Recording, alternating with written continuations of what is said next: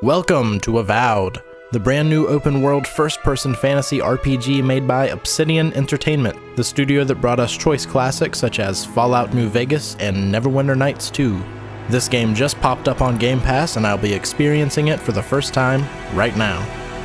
Eora, a world where mortals live, die, and are It's time to play the game. Time to play the game. So basically you're the chosen envoy of the Empire from over here in Adir, sent on a mission to this place, the Living Lands. Apparently colonialism is hard, so it's your job with your godlike abilities to manifest destiny your way over there and set things straight. This is pretty decent as far as RPG plots go. It's about the right mix of unique and generic, and it's left a little open-ended. What exactly do godlikes do? What are we supposed to find when we get over there? Hopefully the game has good answers to these questions.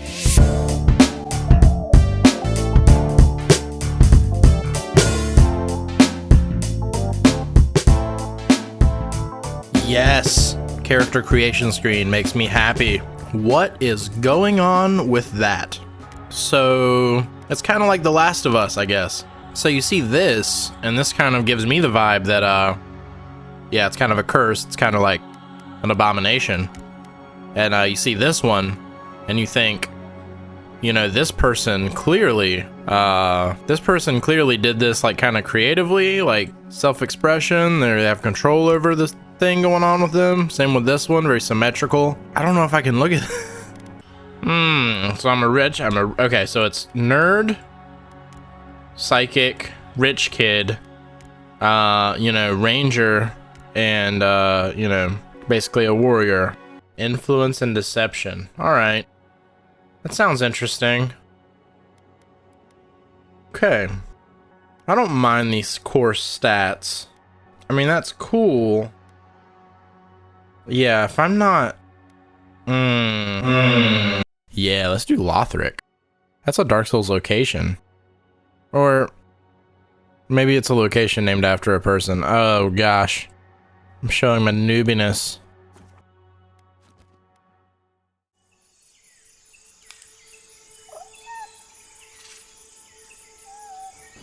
I like this. This is cute.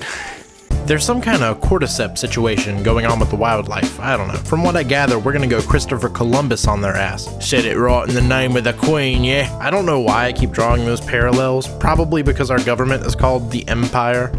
Right off the bat, I'm wondering if we're the bad guys.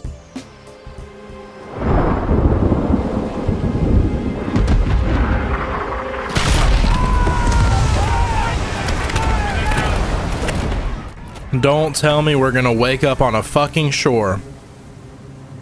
Don't tell me we're gonna wake up washed up on a shore. If we if we wake up washed up on a shore, I'm gonna be so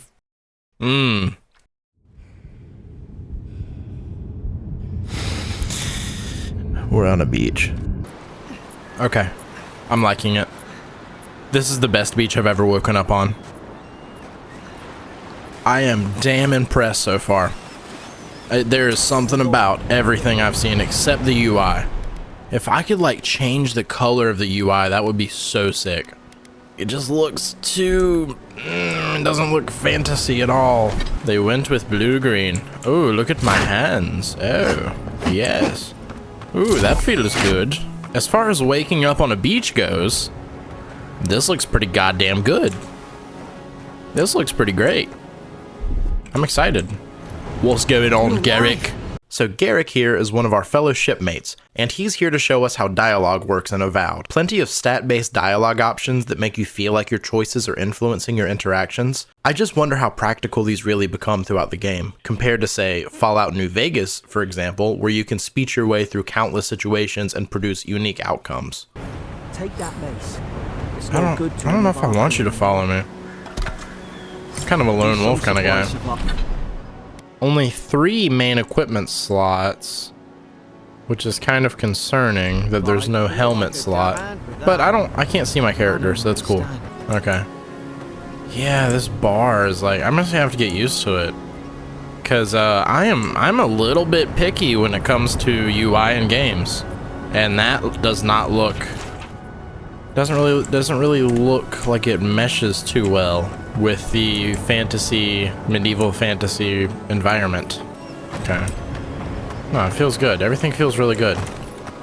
Just block, run around. Movement feels great. It's like really surprising how easy it is to kind of mess up basic movement. It feels good.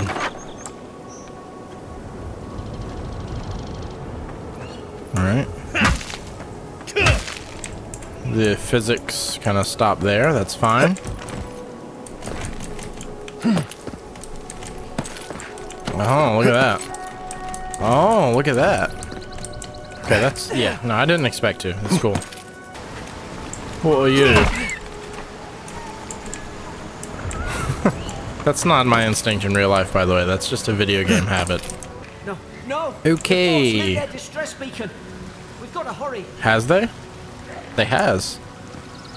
What do you propose we do? Huh?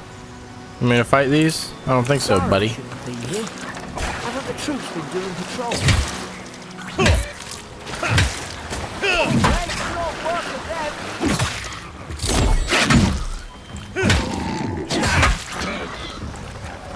Okay.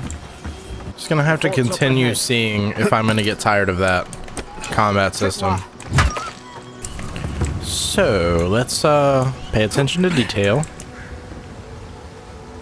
This is quite a nice looking structure. There seems to be a lot of detail going on here. This, I mean, so far, other than being very picky about the UI, there seems to be quite a lot of care put into this. I don't see someone building this without really wanting to build something really pretty. It's kind of how I feel about Elden Ring. What they got going on in here, Garrett? Garrett, tell me what's going on in here. I've got to find out. Alright, Garrett. I haven't made up my mind on what I want my voice to sound like here. I hope you don't mind. Slumber. Is it you? So I guess the trigger box would be like right here. Fort Northreach storage key. Yeah, I'm not really bothered with that. Pass. That's a hard pass. I'm just joking. Yeah. Okay, so light attacks actually drain you. Ooh. Okay, so that kind of prevents it from being a click fest. Alright, so combat in this type of game is incredibly important to get right. I'm gonna go out on a limb here and say I hate the stamina bar. I don't know why it bothers me as much as it does, since it seems to function almost identically to a stamina bar in Souls games, but as we get into different combat encounters, I'll point out some of the reasons I think it feels clunky.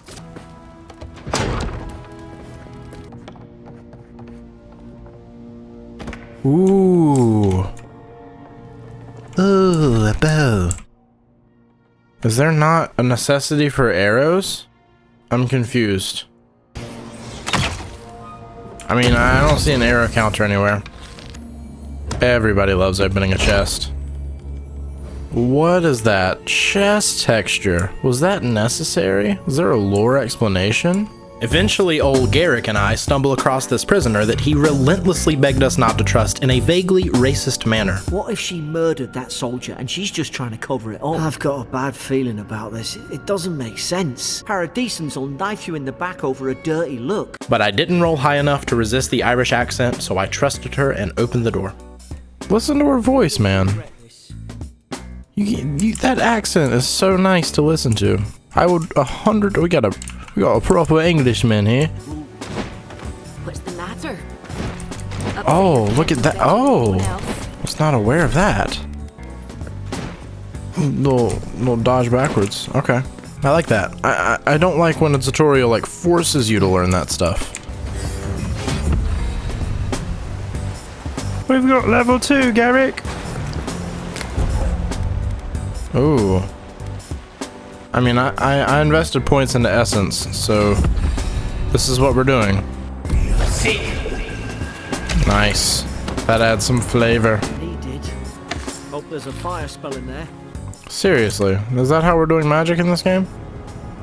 If we equip a wand and a grimoire. What?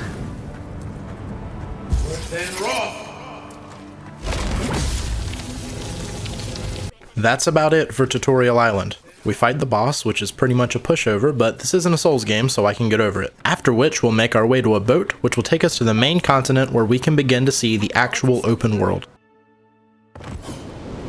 Never thought I'd be glad Let's go to do this sail thing. here with a smuggler. If anyone asks, you never met me.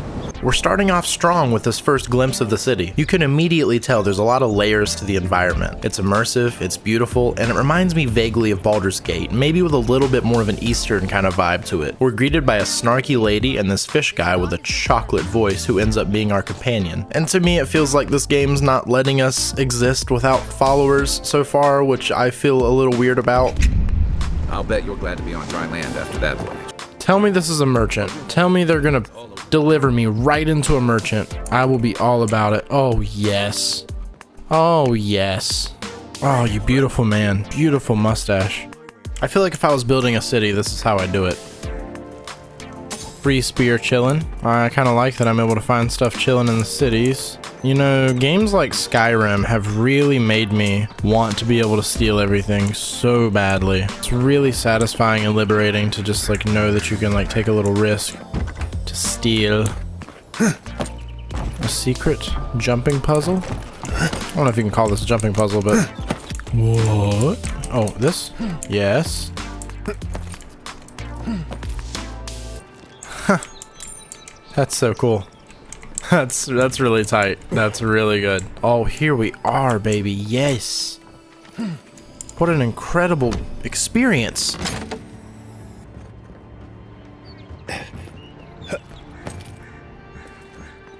Feeling like the game is encouraging me to do this is really great. This is epic.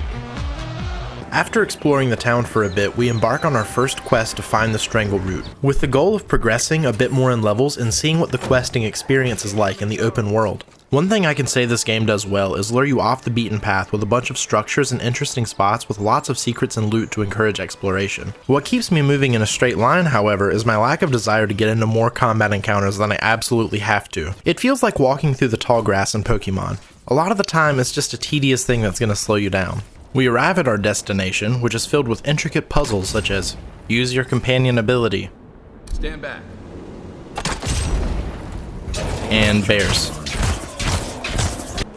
It's just bears. Yeah, I don't need that every like 10 seconds. I don't need these markers guiding me so intensely. That bear? Here we go. That bear right there? This bear. So we get to the boss of this area, and this encounter is where I started to realize how bored I was of the combat. I don't know if I built my character wrong, or if it's just that this is the early game with no gear, but the way dodging works, the stamina cost of everything, and the amount of time you spend just sitting there waiting for that bar to fill up makes it feel like a slog. My spells are fun to use, but instead of shaking up the encounter, they feel more like I'm just trading essence for slightly more DPS. And since I'm forced into using consumables to get the essence back, it makes spell usage feel expensive. Baldur's Gate 3 also has a high cost of spellcasting, requiring resting with camp supplies to replenish your finite number of casts, but that's a turn-based strategy game. This is an FP-RPG. I'm pretty bad about wanting to hoard consumables, especially potions, so this system irks me.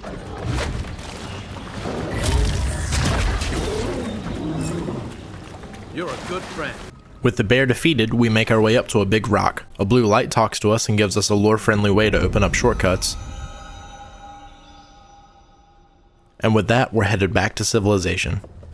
Like, it bothers me a little bit, the situation that happens when you're fighting the bear, where he has these like red and yellow circles popping up that are like telling you certain things. I guess when to dodge or when to attack. I don't know, it just rubs me the wrong way when you have those visual cues happening during combat.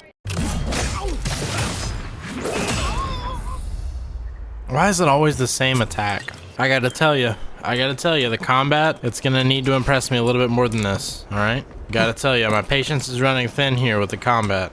I don't know if I'm just a little spoiled. Man, it's a shame too, because I'm really enjoying the world building. I'm really enjoying the visual style of the cities and stuff. These markers, these fade to black cutscene.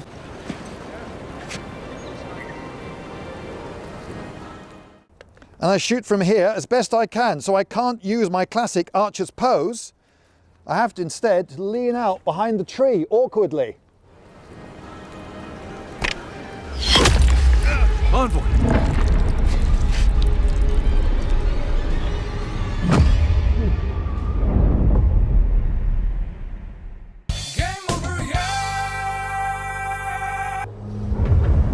Okay, I mean, I wasn't expecting that at least.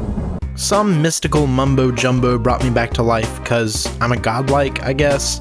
It's probably a good story, I don't know. Maybe it just hasn't hooked me yet with these cutscenes literally interrupting me from my first impression of the main city. They really nailed this lady's expression when I suddenly start breathing though. So now it's time to explore the city and get revenge on our assassin.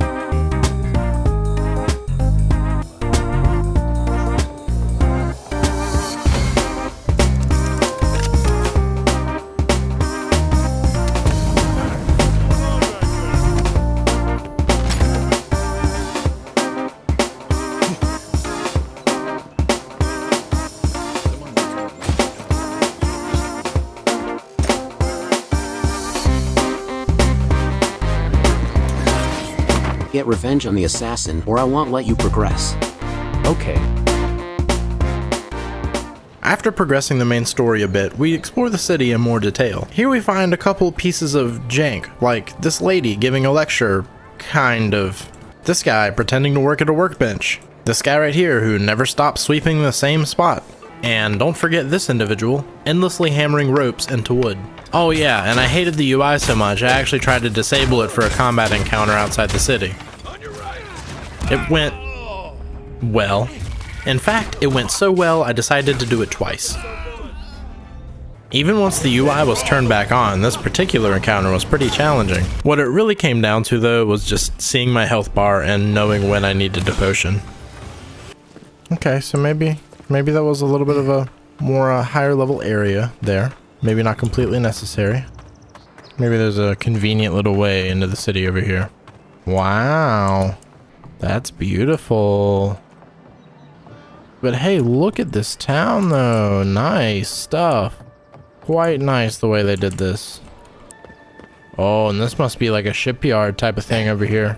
That's very cool. It's a type of detail that you really expect to see in a coastal town. I think whoever designed the city and the structures and the buildings and all of this stuff here was an absolute master of game design, like truly best in class. I'm kind of blown away by how awesome all of it is. I mean, this feels like a city. It really does. You know, the NPCs, meh. You know, I mean, this, I don't know how many people are sharpening their knives or just standing with their arms crossed, or the NPCs actually doing things.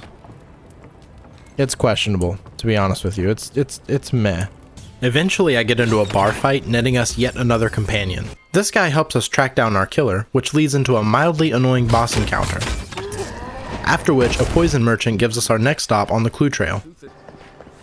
He says, check the church. We check the church. Alright, let's go.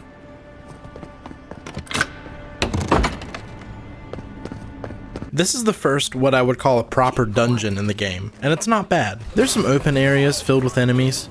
It teaches you how to use ice abilities to freeze water so it can be walked on. It has this Skyrim-esque swinging axe corridor, and Legolas over here making me look like a scrub. Hold on, watch. Okay, it's not working. My plan's not working. What is that? It just looks ridiculous from my angle. Okay, yeah, I know, I'm dead.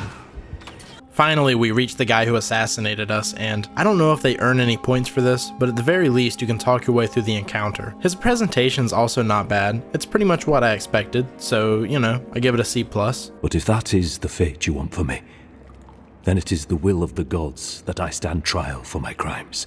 And that's about the last major thing I did as far as the main story. Now, I've already talked about most of my key takeaways throughout the video. Overall, I'm pretty much in love with the architecture and city design, and underwhelmed by just about everything else. Maybe even just a way to control the UI a little bit more would be a huge upgrade in my opinion. Let me know what you think about the game in the comments. I've been holding off watching or reading literally anything about this game, so I'm anxious to see what the community has been thinking. Thank you for sticking through to the end of the video. I'm kinda trying out different formats right now to see what feels right, so if you like this one, give it some love. This is Miniwin, signing off.